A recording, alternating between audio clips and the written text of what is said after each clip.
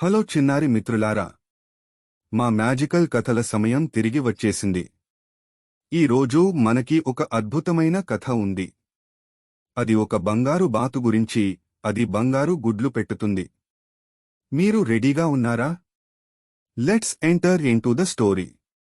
ఒక గ్రామంలో రవి అనే పేద రైతు ఉండేవాడు.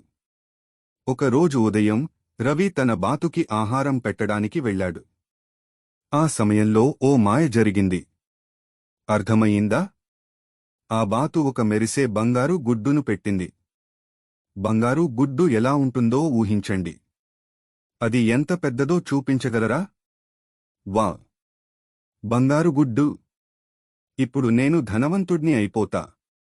ఈ గుడ్డును మార్కెట్లో అమ్మి నా కుటుంబానికి తినేందుకు ఆహారం కొనుక్కుంటాను.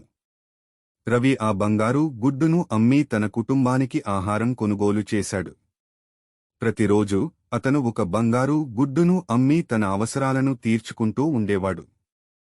కొన్ని రోజుల్లోనే అతను తన అవసరాలన్నీ తీర్చుకుని ధనవంతుడిగా మారాడు. ప్రతిరోజు ఆ బాతు ఒక బంగారు గుడ్డు పెట్టేది. కాని ఒకరోజు రవి దురాశపడిపోయాడు. ఒక్కో రోజుకు ఒక్క గుడ్డుకి ఎందుకు వేచి చూడాలి?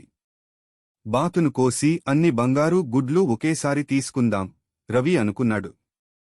నేను బాతును కోసి దాని లోపల ఉన్న అన్ని బంగారు గుడ్లు తీసుకుంటాను. అతను కత్తి తీసుకుని బాతును కోశాడు. కాని ఏం దొరికిందో తెలుసా? ఏమీ లేదు. ఒక్క బంగారు గుడ్డు కూడా లేదు. రవి చాలా బాధపడ్డాడు. తన మాయమైన బాతును శాశ్వతంగా కోల్పోయాడు. నేను ఏం చేసేశాను? నా దురాశ వల్ల నాకు అన్నీ పోయాయి.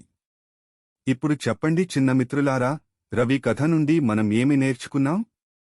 అదే కదా, దురాశ మనకి ఉన్నదాన్ని కూడా కోల్పోయేలా చేస్తుంది. అందువల్ల మనం మనకు ఉన్నదానికి కృతజ్ఞత చెప్పాలి. ఇప్పుడు అందరం కలిసే చెబుదాం, దురాశ మంచిది కాదు.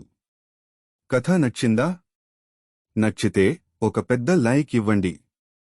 మరియు మరిన్ని అద్భుతమైన కథలు మీకు వస్తున్నాయి. కాబట్టి మా ఛానల్కు సబ్స్క్రైబ్ చేయడం మర్చిపోకండి. మీరు చెప్పండి, మీకు బంగారు గుడ్లు పెట్టే బాతు ఉంటే మీరు ఏం చేస్తారు? సరే చిన్నారి మిత్రులారా, మనం మళ్ళీ కలుద్దాం. By by.